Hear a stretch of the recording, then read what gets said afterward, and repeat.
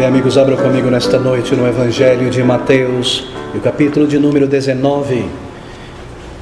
Mateus, capítulo 19, e versículo de número 26. Essas palavras tão bem conhecidas do Senhor Jesus Cristo, onde Ele diz, olhando para os discípulos, Jesus olhando para eles, disse-lhes, aos homens, é isso impossível, mas a Deus tudo é possível. Amigos, o título está aqui.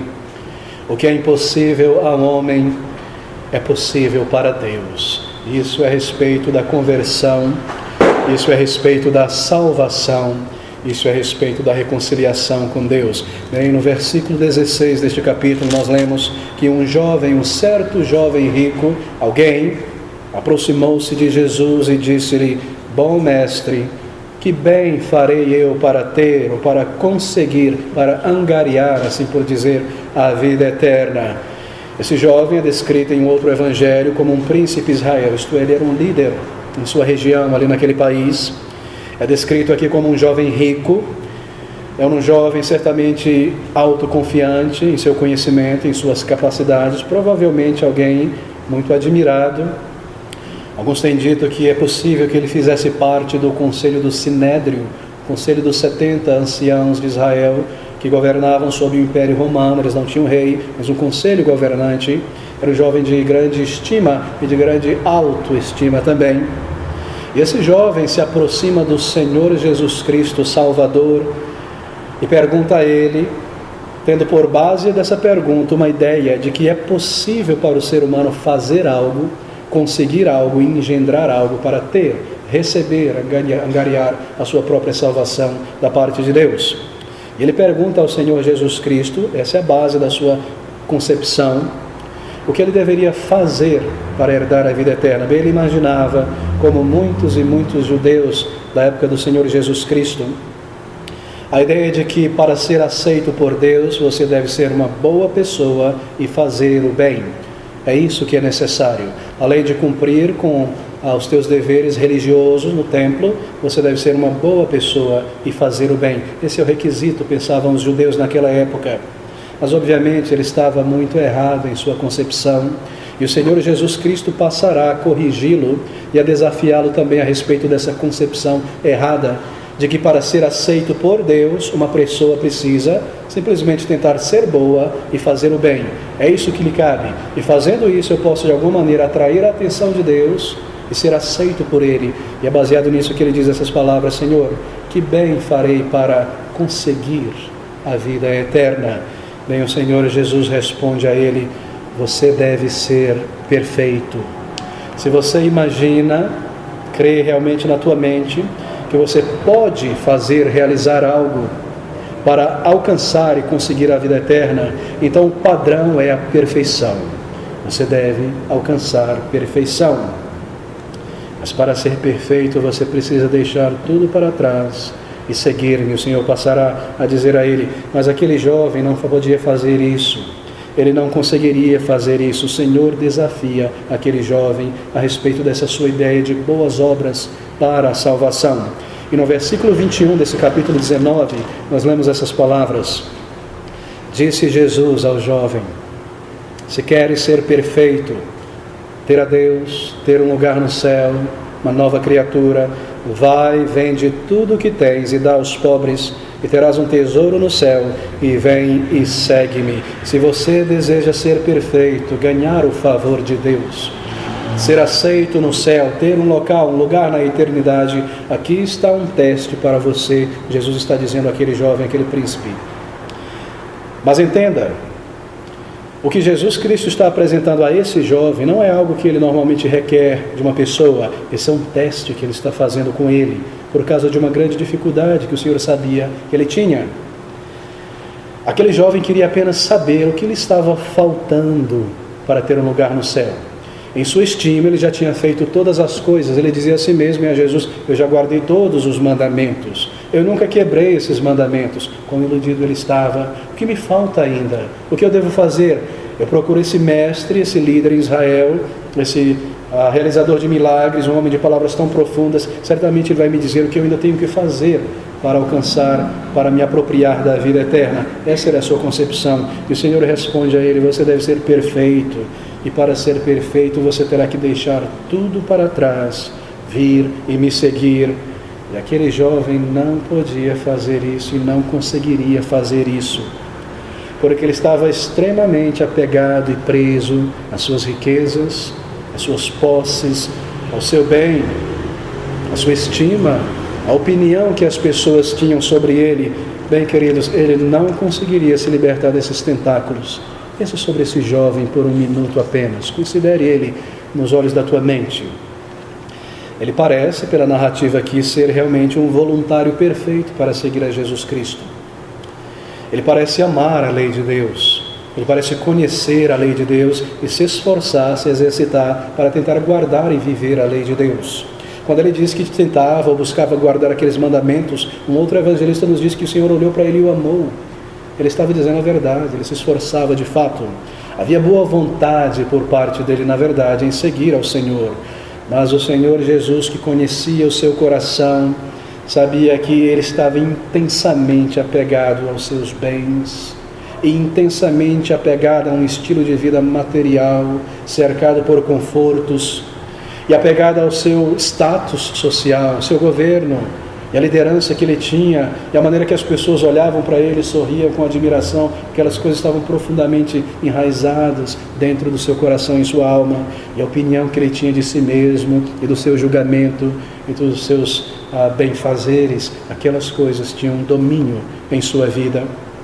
E embora ele parecesse inicialmente desejar seguir a Cristo, e ser aceitável diante de Deus, e ter um lugar no céu, bem, queridos, não, era muito mais importante para ele ser visto como alguém de sucesso neste mundo e manter o seu estilo de vida e o seu conforto e a sua posição social e o orgulho que ele tinha construído ao longo dos anos de si mesmo e dos seus feitos. Para ele essas coisas eram muito mais importantes, e ter riquezas, e ter bens, e ter prazeres por meio daquelas riquezas. Esse foi o teste colocado diante dele pelo Senhor Jesus Cristo. E é claro, aquele jovem, ao ser testado, ele deveria ter parado e falar: mas Senhor, será que não há uma outra maneira? O que isso significa? Deixar tudo, vender tudo que eu tenho, lançar fora todo o trabalho de uma vida? Mas não, seu apego a esses bens o levou a simplesmente virar as costas e voltar para trás. Versículo 22, e o jovem, ouvindo isto, esta palavra de Jesus, simplesmente retirou-se triste, porque possuía muitas propriedades. Mas isso chocou os discípulos, queridos. Eu gostaria que você percebesse isso. Veja o versículo 23, e disse então Jesus aos seus discípulos: em verdade, amigos, vos digo que é difícil entrar um rico no reino dos céus. E outra vez vos digo que é mais fácil passar um camelo pelo fundo de uma agulha, pelo olho de uma agulha, do que entrar um rico pelas portas, isto é, do reino do céu. Quando os discípulos ouviram essa declaração dos lábios do Senhor Jesus Cristo, eles ficaram grandemente perplexos e pasmados. Veja o versículo 25. Os seus discípulos, ouvindo isto, admiraram-se muito, dizendo: quem poderá, pois, salvar-se? Mas por que eles ficaram perplexos com essas palavras do Senhor Jesus Cristo? Bem, a resposta, eu creio, é que eles criam erradamente, naquela época, que se uma pessoa era rica, ela teria maior possibilidade do que um pobre de ser aceito por Deus. Mas de onde eles tiravam essa ideia? Bem, talvez pelo fato de que em sua sociedade, naquela época, pessoas ricas eram mais refinadas e mais educadas, talvez mais razoáveis no seu lidar, menos preocupadas com questões de subsistência e assim talvez mais preocupadas com questões espirituais, pessoas que podiam arcar com boas obras e assim parecia aos olhos da população que constantemente eles estavam fazendo bem e ajudando os outros, mas o que eles pensavam era errado, obviamente, porque não era exatamente essa posição de ricos na época do Senhor Jesus Cristo. Mas haviam ideias como essas em suas mentes, que pessoas ricas já tinham como que meio caminho andado para o céu, E possivelmente, eu creio, essa era a razão da perplexidade e do pasmo desses discípulos ao ouvirem o Senhor Jesus Cristo dizer que é muito difícil para um rico entrar no reino de Deus. Que um jovem rico como aquele, tão bem vestido, de boas maneiras, tão afável, bem intencionado, que seria impossível para ele ser salvo. E do resultado dessa perplexidade, desse pasmo, eles dizem ou fazem a seguinte pergunta no versículo 25: quem poderá, pois, salvar-se? Se esses, que na nossa estima eram as pessoas que já tinham meio caminho andado para o céu, é impossível para eles entrar no céu, quem então poderá ser salvo? O Senhor. Bem, a resposta do Senhor vem no versículo 26, e isso que nos interessa nessa noite. E Jesus, olhando para ele, disse-lhes: aos homens é isso impossível, mas para Deus tudo é possível. O homem não pode fazer absolutamente nada nessa questão da salvação. O homem não pode salvar a si mesmo. O homem não pode levar um outro homem rico, um outro homem pobre ao céu. Um homem por si mesmo não pode engendrar a sua própria ressurreição dentre os mortos. Ninguém pode salvar a si mesmo. Ao homem, nessa questão da salvação, nessa questão de entrar para o céu, é impossível para ele próprio salvar-se. E é sobre isso que eu gostaria que você atentasse nessa noite. É sobre isso que eu gostaria de falar nesta noite, amigos. É impossível ser salvo a menos que Deus tome a iniciativa. É impossível para um homem, uma mulher, um jovem, religioso ou não, salvar-se a si mesmo, entrar no céu, a menos que Deus tome o passo inicial nessa questão. É impossível acontecer sem que Deus realize a conversão. É impossível para o homem realizar a sua própria conversão, a sua própria salvação. Quando você para pensar sobre isso, você percebe que há todos os tipos de impedimentos, impeditivos e barreiras para uma pessoa ser salva. Havia uma superstição naquela época, que ainda existe hoje, que uma pessoa rica já tinha meio caminho andado para o céu. Mesmo se o jovem rico estivesse interessado pelo caminho de salvação, e mesmo que a sua pergunta fosse sincera: Senhor, o que eu devo fazer, realizar, buscar para ser salvo? Ainda que a sua maneira de se aproximar de Jesus fosse honesta, e ele estivesse ali realmente não para se mostrar, mas para buscar o caminho de salvação, havia nele, como há em cada um de nós, uma tremenda barreira, uma tremenda dificuldade que o impedia, que nos impede de sermos salvos. Mesmo se você nessa noite, mesmo se eu estou me perguntando o que eu posso fazer, o que eu preciso fazer, o que é requerido de mim para ser salvo, ainda assim há barreiras que nos impedem de ser salvos. Há coisas que nos fazem voltar para trás e nos fazem virar as costas para o caminho de salvação. Queridos, observam isso. Todos nós temos certas reservas pessoais. Todos nós somos reservados em certas coisas. Há certas coisas que nós não queremos mudar nem abandonar. Há certas coisas que nós estamos apegados e nós não queremos deixar e não iremos deixar. Todos nós temos certas reservas, e essas reservas pessoais nos impedem de ser salvos, ainda embora haja um desejo de salvação, ainda embora haja uma certa busca pelo caminho de salvação. A menos que Deus faça algo, é impossível para uma pessoa ser salva. É impossível. E a impossibilidade é tão grotesca, tão gigante, tão impossível, se eu posso ser redundante, que o Senhor Jesus Cristo usa o exemplo de um camelo, o maior dos animais móveis na Palestina, visível aos olhos dos judeus todo dia, e uma pequena agulha, um pequeno buraquinho naquela agulha. Ele disse: é como um camelo tentar passar por aqui. Essa impossibilidade para uma pessoa salvar a si mesma. Você percebe quão impossível é para uma pessoa salvar a si mesma? Porque ainda embora uma pessoa deseje ser salva, ou haja uma sinceridade, uma busca, há certas reservas pessoais que nós não queremos mudar, nem queremos largar. Bem como aquele jovem rico, logo que ele foi desafiado a respeito de suas riquezas, seu status e o seu orgulho, E o seu amor por esse mundo, isto é isso que está por trás da riqueza. Ninguém fica beijando dinheiro, é o que ela pode me trazer de conforto e prazer e nome neste mundo. Logo que ele foi desafiado a respeito disso, os seus bens, o seu estilo de vida materialista,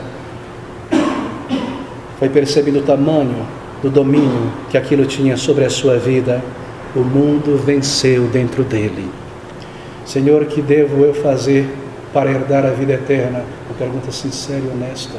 Eu tenho me esforçado até aqui. Aqui está o desafio, meu jovem.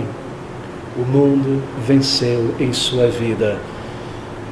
Seus bens, seu estilo de vida tinha tamanho domínio sobre ele. E o mundo venceu. Embora estivesse disposto a seguir a Jesus Cristo, não estava disposto a abrir mão desta reserva. E a mesma coisa sempre irá acontecer com você e comigo. É por isso que eu estou enfatizando este ponto nesta noite. O mundo sempre vencerá dentro de nós. O mundo sempre terá um domínio muito maior em nossa mente e em nossas afeições. Se for uma escolha entre Deus, por um lado, e a vida eterna, e por um outro lado, este mundo, e os prazeres, e os ganhos, e as possibilidades desta vida, e o meu sucesso, por um lado, e a minha carreira, e uma segurança material possível, ou alguma coisa, e Cristo por outro, o mundo sempre irá vencer dentro de nós. Aquelas coisas sempre vencerão. Embora tudo isso seja infinitamente inferior a ter a Cristo e a ter a vida eterna, como elas se transformam em montanhas em nossa estima e afeição, e essas coisas sempre ganharão em nós, porque elas possuem domínio dentro de nós, por causa da nossa natureza pecaminosa, por causa de nossa inclinação para o pecado, por causa de nossa alienação de nosso Deus. E Deus, queridos, precisa então intervir na situação e tornar aquilo que é impossível agora possível. Essa é a verdade por trás dessas palavras. Deixe-me tentar mencionar algum desses impedimentos ou reservas que nós temos que nos impedem de nos voltarmos a Jesus. Bem, uma delas é a autodeterminação. E talvez você seja descrito nesta noite por esse termo, autodeterminação. Em todo ser humano em rebelião contra Deus, todos nós somos homens e mulheres rebeldes contra Deus antes da conversão, mas em todo ser humano em rebelião contra Deus há um grande, um forte, um imenso desejo por autodeterminação. E quando nós chegamos àquele ponto em nossa vida, em um determinado momento em que nós entendemos, eu preciso de Jesus Cristo, eu preciso de salvação, eu sei que eu sou um pecador e eu preciso de perdão antes que os meus dias terminem neste mundo. E quando nós chegamos àquele ponto em que nós dizemos, se eu não fizer isso eu não vou ter paz, e eu preciso do Salvador, e eu preciso realmente conhecê-lo e ser salvo e convertido, então, minha autodeterminação. Mas se eu fizer isso, bem, eu não mais vou poder fazer aquilo, eu não mais vou poder ter aquilo, eu não mais vou poder viver assim, eu não vou fazer as coisas da minha maneira mais, eu não vou poder mais viver esse estilo de vida que eu tanto gosto, por as minhas ambições, para o meu pecado, para mim mesmo no centro de todas as coisas. Eu vou ter que render a minha autodeterminação para seguir a Cristo Jesus. Mas eu não vou fazer isso, eu não vou fazer isso, eu vou manter as coisas que eu gosto, eu estou acostumado e eu tanto quero. Autodeterminação, uma reserva pessoal íntima, não é? Eu percebo a minha necessidade de perdão, eu percebo o domínio que o pecado tem em minha vida, eu percebo o vazio e a tolice da religiosidade, eu percebo que eu necessito de um relacionamento com Deus, meu Criador, encontrar seu Filho Salvador, e no momento em que eu estou pronto ou sentindo de repente autodeterminação. Mas se eu fizer isso, eu vou ter que abandonar esse estilo de vida e a minha dependência. Eu não posso, eu não quero, eu não irei voltar. É impossível ao homem salvar-se a si mesmo. É impossível. E essa reserva que nós temos é tão poderosa, é tão dominante, que você virará as costas para a mensagem do Evangelho, e embora se sentindo triste por fazer isso, e por saber que necessita disso, Ainda embora desejando o Salvador e o perdão, você virará as costas, porque você dirá a si mesmo: eu devo manter a minha autodeterminação. Menos que Deus nos liberte disso, queridos, isso tem um poder tão grande sobre nossas vidas. São reservas, não é? Pessoais. Então, como aquele jovem rico de nossa narrativa aqui, há coisas terrenas que se entesouram dentro de nós e se tornam tão preciosas e tão queridas. E elas muitas vezes nos impedem de buscar o Salvador e nos entregar por inteiro a Ele. Muitas delas não são aceitáveis diante de Deus e nós sabemos bem disso. Mas são muito preciosas para nós. São bens, são status sociais, são certos confortos que nós angariamos, são certos objetos tão amáveis e queridos, mas que muitas vezes nos levam ao pecado e muitas vezes nos levam à autoindulgência. Eu quero encontrar o Salvador. Eu quero ser transformado e ter essa paz, essa certeza de vida eterna, o meu nome escrito no livro da vida. Eu quero ter a Deus, eu quero ter minhas orações respondidas, eu quero sentir e saber que Ele é o meu Deus e o meu Salvador. E quando eu terminar a minha vida, Ele vai me receber no céu. Eu desejo conhecê-lo, mas eu tenho meus tesouros terrenos e eu não posso viver sem eles. E eu não vou abandonar essas coisas. São certas coisas tão poderosas que nos impedem de vir a Jesus Cristo de uma vez por todas. E além dessas coisas pessoais, há certas outras reservas também. Há dentro de cada um de nós uma tendência ao conformismo.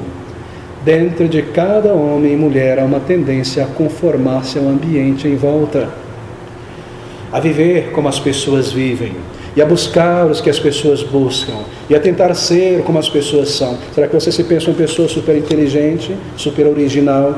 Não se ofenda, mas eu preciso dizer que você não é. Se você ainda não veio a Jesus Cristo Salvador, você é moldada pelo ambiente em volta. E para você ser feliz e ter alguma satisfação, você precisa ter o que a novela diz que você deve ter. E o teu vizinho, e o teu pai, e o teu marido, e as pessoas em volta, e se vestir, e se comportar, e falar, e agir como todo mundo em volta. Há essa tendência em volta de nós, não é? Mas se eu buscar o Salvador, e se eu virar as minhas costas para essa velha vida, o que os meus amigos vão dizer de mim?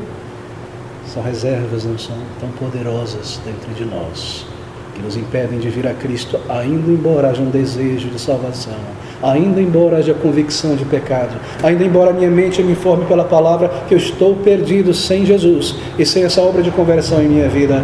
Quão poderosas são essas reservas dentro de nós. Há um temor das pessoas, e às vezes pessoas mesmo inteligentes e brilhantes se tornam tão conformadas com o mundo em volta e não conseguem mais pensar por si mesmo e agir por si mesmo. Elas sentem a sua necessidade do Salvador, elas veem o domínio do pecado, mas o conformismo é tão poderoso em suas vidas. Eu preciso manter esse estilo de vida que eu tenho entre essas pessoas que eu conheço. Eu preciso guardar essas coisas preciosamente. Então, queridos, há outros desejos pecaminosos dentro de nós que nos impedem de vir ao Salvador. Há certos pecados e desejos que dominam a vida de uma pessoa profundamente. Eu terei que deixar esse pecado, e eu terei que deixar aquele pecado e aquele outro, mas eu não quero ficar sem esse pecado. Eu não quero ficar sem aquele pecado, ainda embora eu saiba e sinta que eu estou perdido, e que se eu terminar meus dias aqui eu estou condenado. Quão poderosos são esses tentáculos. E outras vezes a poderosa incredulidade. Será que esse é o teu caso nessa noite? Há uma forte incredulidade, o poder da incredulidade. Ela vem de repente às vezes. Nós não podemos ir a Jesus.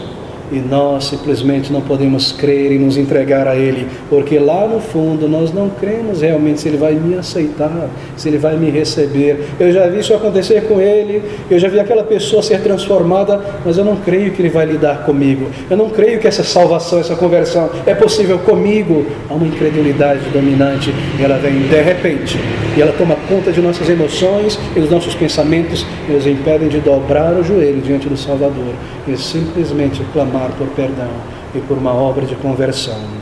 E há tantos outros impeditivos, a tantas outras dificuldades, ao temor de amigos, de familiares, o que o meu marido vai dizer, o que minha esposa vai falar, como aquelas pessoas vão se comportar, como vai ser a minha vida agora, ao orgulho que impede tantas vezes, e à justiça própria, não é? Que poder dominante, a justiça própria. Eu sinto que eu posso ganhar a salvação. Eu sinto que eu não sou uma pessoa tão má assim diante de Deus. Eu sinto que as minhas boas obras, bons pensamentos, religiosidade é suficiente para agradar a Deus. A autojustiça dominante em cada coração. Essa tendência de imaginar que o que Deus está dizendo não pode ser sério, que eu preciso de uma obra de conversão por inteiro. Não, eu só preciso de uma ajudinha. Eu não sou tão perfeito quanto poderia ser, mas eu não sou um pecador. Oh, queridos, a Bíblia diz que nós somos pecadores por natureza, por escolha, por atos, por ações, por pensamentos. Lembre-se de Paulo, Saulo de Tarso. E quando os discípulos do Senhor começaram a pregar o Evangelho e dizer que salvação é uma obra da graça de Deus gratuita, aquele homem religioso se irou dentro de si mesmo. Como pode uma mensagem dessa dizendo que os meus méritos e a minha religião e a minha boa obra e a minha fidelidade com o templo e a religião não me cobre a salvação, não me garante lugar no céu? E ira tomou conta dos seus pensamentos, ele ficou louco e pensava que poderia se recomendar a Deus pela sua autojustiça, mesmo ao ponto de matar pessoas que ele achava serem contrário a Deus e que estaria fazendo favor a Deus ao acabar com aqueles hereges. Se tornou um perseguidor, porque ele tinha essa reserva mental, um grande orgulho pessoal. E, embora fosse uma pessoa zelosa pela lei, jamais poderia salvar a si mesmo. É impossível para o homem salvar-se a si mesmo. E além de tudo isso, além de todas essas reservas pessoais, há um problema moral com cada um de nós.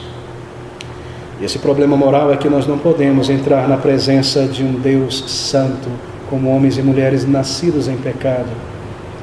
E não podemos ter um relacionamento com um Deus santo. Se nós tentássemos e imaginássemos, de alguma maneira, conseguíssemos entrar na presença de Deus, nós seríamos queimados imediatamente por sua santidade e pela ira de um Deus santo contra o pecado. Não teríamos chance nem opção. Uma bola de neve se lançada no meio do sol teria mais chance de sobreviver do que um pecador por um segundo na presença de um Deus santo e glorioso. Há um impedimento da barreira moral. Não podemos ter um relacionamento com Deus, assim como a luz e a escuridão não podem estar juntas. A luz bane as trevas. Deus nos baniria da sua presença imediatamente. É impossível entrar na presença de Deus e tê-lo como nosso Deus dessa maneira, e as suas bênçãos antes da conversão. O pecado, queridos, é o problema. O pecado está profundamente dentro de nós, enraizado em nós. Os nossos pecados nos tornam, me perdoe essa palavra, pessoas tão abomináveis a um Deus santo, a um Deus puro, justo e glorioso. Há um problema moral, não é? Há um relacionamento entre o santo e o impuro, entre a luz e a escuridão. Assim, é uma barreira moral que torna, além das nossas reservas mentais, impossível a salvação por nós mesmos. Entrar na presença de Deus e habitar ali e ter um relacionamento com Ele baseado em nosso próprio esforço é impossível. É por isso que nós precisamos de uma obra descrita na Bíblia de conversão, de salvação. E essa é uma obra realizada por Deus, e Deus somente na alma de uma pessoa. Ao homem, diz o Senhor Jesus Cristo, é impossível na questão da salvação. Mas ouça agora, mas para Deus tudo é possível. Para Deus, para Ele. Para Deus, diz o Senhor Jesus Cristo, tudo é possível. É possível para Deus romper e quebrar todas as algemas das nossas reservas mentais e pessoais. É possível para Deus romper a barreira moral de separação entre um pecador e um Deus santo. Porque Deus resolveu o problema, queridos, quando Ele mesmo veio a este mundo na pessoa do Senhor Jesus Cristo. Quando Ele se tornou um homem, quando Ele sofreu e morreu naquela cruz, Ele fez isso voluntariamente, como um homem no lugar de homens e mulheres. Ali Ele lidou com o problema que nos separa de Deus. Ali Ele lidou com o pecado, que é o problema que nos separa de Deus. Deus, o Pai, colocou sobre o Seu Filho toda a punição, toda a sua ira contra o pecado, e ali Ele resolveu aquilo que nos separa dele mesmo. O meu pecado foi perdoado ali em Jesus Cristo. As minhas transgressões foram perdoadas no Salvador. A minha miséria, as minhas mentiras, todo o meu ódio, inveja e cobiça e tantas coisas que eu já fiz contra Deus e contra outras pessoas, Jesus Cristo levou em seu corpo e em sua alma, pagando ali, no meu lugar, no seu lugar, se você se aproximar de Jesus, como um pecador arrependido, como uma pessoa necessitada. Pense sobre isso, meu pecado sobre ele. Eu posso me aproximar do Deus vivo agora. Ele tornou possível o que era impossível.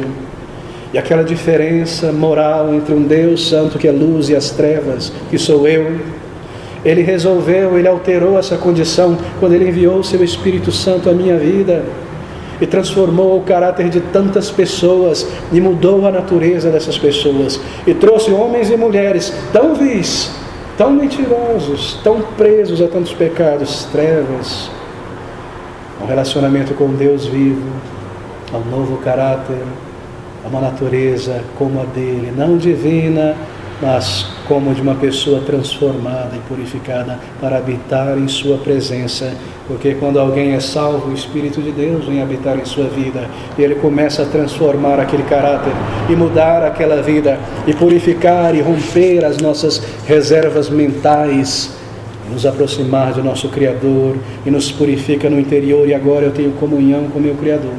E agora eu posso orar a Deus e Ele ouve a minha oração. E agora eu posso entrar em Sua presença pela fé e não ser banido mais, mas ser recebido e amado por Deus. E conhecê-lo e ser conhecido. E ser guiado por Ele. E recebido no céu um dia. Ele ouve as minhas orações. E a minha vida é tão mudada. E as minhas afeições transformadas, tão melhoradas para amar a Deus, para buscar a Deus, para servir a Deus, e a minha mente é emancipada do conformismo, e agora eu consigo vencer os meus pecados, e honrar ao meu Deus, e viver uma vida agradável para Ele, e ter domínio contra os tentáculos do pecado que tomavam conta de mim continuamente. Para Deus, diz o Salvador, a salvação é possível. Para o Senhor é possível salvar.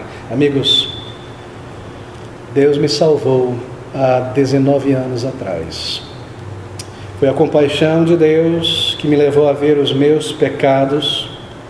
Foi a bondade, somente a bondade do Senhor que abriu os meus olhos um dia e me conduziu do fundo do poço da contrição e do arrependimento a uma verdadeira confissão e entrega de vida ao Salvador. E Ele me transformou, e Ele me salvou, e Ele me ouviu e recebeu e aceitou o meu arrependimento há 19 anos atrás. Mas ao longo desses muitos anos, eu tenho conhecido e eu tenho visto pessoas sendo salvas e convertidas a Deus.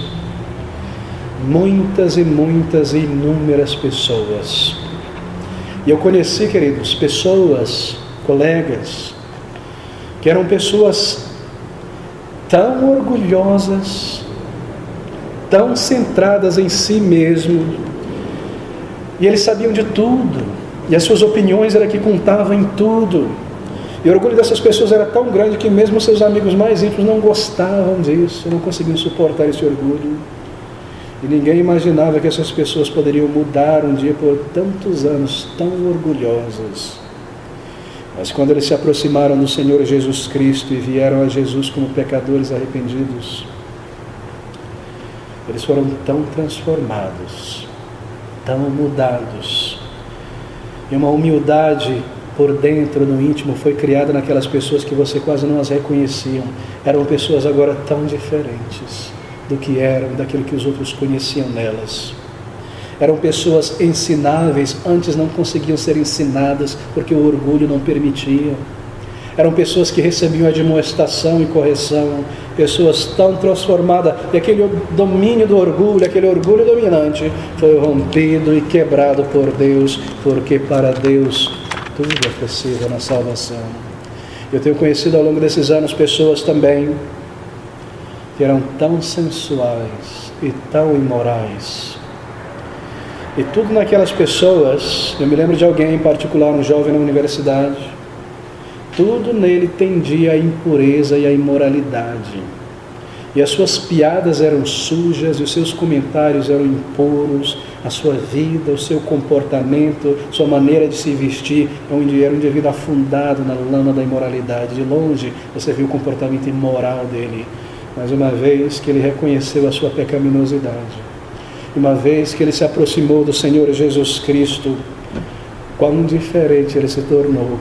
Parece que os seus lábios foram limpos da noite para o dia, e se tornou uma pessoa tão diferente, uma pessoa de um linguajar limpo, uma pessoa de respeito pelos outros, uma pessoa que temia se comportar de uma maneira leviana, porque para Deus tudo é possível. O que é impossível para o homem é possível para Deus. Eu já encontrei pessoas tão incrédulas, tão ateias, tão frias e tão duras no coração, e qualquer nova teoria que se descobria por aí para tentar negar a existência de Deus, logo eles se agarravam e saíam publicando e falando para todo mundo sobre a inexistência do Criador, e culpavam a Deus por tudo em suas vidas e por tudo no mundo e tudo que dava errado. Mas quando seus olhos foram abertos e salvos, se tornaram os maiores evangelistas que eu conheço. E pessoas de tamanha piedade, e pessoas de imensa reverência pelas coisas de Deus, e pessoas de grande amor e grande compaixão por outras almas, que não conseguem parar de falar de Cristo, porque para Deus tudo é possível. Eu conheci, queridos, e talvez você já tenha conhecido também sua experiência neste mundo, pessoas tão superficiais, tão rasas, tão inócuas, não há nada de profundo nessas pessoas. Toda a sua conversação é sobre roupa, sobre o que eu vou comer, sobre o que eu vou fazer, tão ignorante sobre Deus, tão ignorante sobre o propósito da vida, sobre qualquer coisa. Mas quando elas se aproximaram de Jesus Cristo e foram salvas e transformadas, se tornaram pessoas tão profundas, pessoas que agora entendiam o propósito e o significado da sua existência, pessoas que conseguiam ver através da vida o que estava errado com esse mundo, de repente, como aqueles discípulos, não é, de Nazaré, pessoas do interior, iletradas, pescadores, falando agora de uma maneira que os líderes de Israel reconheciam que eles estiveram com Jesus Cristo, o Salvador, porque para Deus tudo é possível. Ouça essas palavras ao homem na salvação: é impossível salvar-se, mas para Deus tudo é possível. Eu já conheci pessoas que eram mentirosos e inveterados, e essas pessoas mentiam como elas respiravam, e quando abriam a sua boca você já sabia que elas estavam mentindo e aumentando as coisas. Elas entraram em muitos problemas e dificuldades por isso na vida, mas quando elas foram salvas, de repente pessoas íntegras, de repente pessoas que preferiam sofrer a perda para manter a palavra, pessoas que agora você podia confiar e depender no relacionamento em certas questões, pessoas tão diferentes, você sabia e tinha certeza absoluta, essa pessoa foi salva. O Espírito de Deus agora veio habitar em sua vida, porque para Deus tudo é possível. Eu tenho conhecido pessoas cínicas, e elas ouviam o Evangelho, e você via na cara delas o cinismo, e a ironia, e o deboche, e o desdenho, mas uma vez que elas sentiram a brevidade da vida, e o terror do que é fechar os olhos neste mundo e abrir na presença de um Deus Santo, e foram convencidas de seus pecados, de repente elas buscaram a salvação e foram salvas, e se tornaram pessoas tão sérias, e tão piedosas, e pessoas que amavam a palavra de Deus. Eu tenho conhecido pessoas tão violentas, e pessoas tão abrasivas, e pessoas que brigavam em casa, e brigavam na rua, e constantemente estavam em atrito, mas quando foram salvas, foram tão mudadas, foram tão transformadas, e se tornaram pessoas tão mais maleáveis, pessoas tão mais sensíveis com os outros, pessoas tão mais mansas, pessoas tão mais afáveis, porque para Deus tudo é possível. Oh, amigos, o quanto nós precisamos reconhecer a nossa necessidade do Salvador, o quanto nós precisamos encarar pela primeira vez os fatos sobre a nossa natureza e o domínio de nossas reservas mentais e a impossibilidade de agradar a Deus e ter um relacionamento com Ele antes da conversão, e a necessidade de vir a Jesus Cristo e buscar dele o perdão e a salvação. para crer, para ser salvo, para receber uma nova natureza, para que ele rompa as barreiras das reservas morais e mentais. Eu tenho conhecido pessoas presas de uma maneira a vícios e pecados, que você pensava que era um peixe preso no anzol que nunca conseguiria sair daquele vício. E de repente, quando elas buscaram o Salvador, foram tão libertas, tão transformadas, porque para Deus tudo é possível. Será que nessa noite você já chegou ao ponto de reconhecer a tua necessidade de uma obra de salvação em tua vida? E a necessidade do poder do Senhor Jesus Cristo para quebrar e romper os tentáculos do pecado e te trazer um relacionamento com o teu Criador e a certeza de vida eterna e ao perdão? Encare a tua necessidade nessa noite.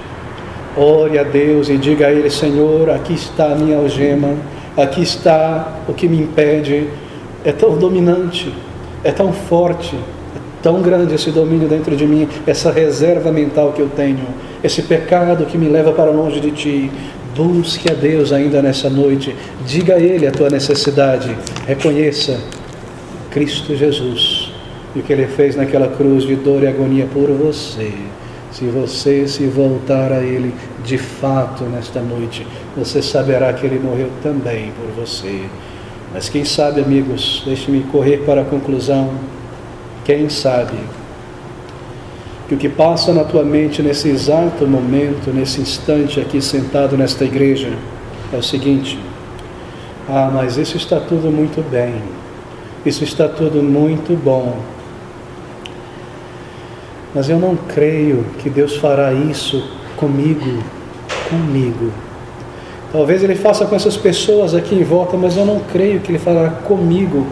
Eu já fui muito longe de Deus. Eu já rejeitei a Deus por muito tempo. Eu já procrastinei muitas vezes. Eu não creio que Deus fará isso comigo. Eu não creio que Ele me salvará dessa maneira. Eu tenho um amigo, uma amiga que Deus salvou e eu tenho certeza que Ele transformou aquela vida. Eu conheço outras pessoas que eu tenho certeza absoluta, elas foram salvas, eu vejo a mudança na vida delas. Mas será que Ele fará isso comigo? Será que isso irá realmente acontecer comigo? Será que essa obra tão grande, tão imensa de salvação irá acontecer com o pobre mim, comigo, hoje, mesmo hoje? Por que isso não aconteceria com você? Para Deus, tudo é possível. Para Deus, tudo é possível. Será que você seria pior do que os milhares de homens e mulheres ao longo dos séculos que foram tão transformados, tão perfeitamente salvos e convertidos? Mas eu já rejeitei a Jesus Cristo por muito tempo em meus pensamentos, em meu coração. Eu já prevariquei, eu já empurrei para o lado, eu já preferi o meu orgulho, o meu pecado, tantas e tantas vezes, tantas e tantas oportunidades. Eu já preferi a minha indulgência e a minha opinião. Ele não vai me receber mais. Ele não vai me aceitar mais. E eu já ouvi a voz do Espírito de Deus no Evangelho pregado, e eu já empurrei para o lado na segunda-feira e voltei à minha vida diária tantas e tantas vezes. Como Deus pode me receber no final das contas, depois de tanto tempo? Queridos, Deus, em sua bondade e em sua misericórdia, Ele se especializa em receber os piores dos pecadores. Essa é a especialidade de Deus. A história da Igreja de Cristo Jesus é uma história de tamanhas conversões, de imensas transformações. Há pessoas que já foram tão distante da voz de Deus e que já rejeitaram a Deus de cara tantas e tantas e tantas vezes, mas que por fim vieram a Ele e se entregaram e clamaram e creram e foram tão transformados, salvos por inteiro. Mas eu não posso sentir se Ele vai me salvar, eu não sinto se Deus vai me receber ou não vai receber. Por que não? Como você não poderia sentir que Ele vai te receber? Será que não foi imensa prova? Será que não foi uma prova suficiente? O fato de ter o próprio Deus vindo a este mundo e sofrido e morrido em teu lugar, se você se voltar a Ele, algo que nem mesmo você faria, algo que ninguém faria por você, Ele fez, derramando a sua vida entregando o seu corpo para morrer em teu lugar e dizer que se você vier a Ele, foi por você que Ele morreu. Como você não poderia sentir que o que Ele está dizendo é verdadeiro, que Ele fará isso? Há uma prova maior desse amor, há uma prova maior desse chamado, desse convite, há uma prova maior que não importa o tamanho da incredulidade, do pecado, se você simplesmente vier a Jesus Cristo, o que é impossível na tua mente é possível para Deus, o Salvador. Queridos amigos, venha o Salvador nesta noite, confie nele, entregue a tua alma a Jesus Cristo e peça a Ele por salvação. E Ele derreterá todo o orgulho dominante. E Ele quebrará as barreiras das reservas morais. E Ele tornará o impossível de um pecador entrar na presença de um Deus Santo possível, regenerando um pecador, transformando a sua vida. Lembre-se disso. Para Deus, tudo é possível.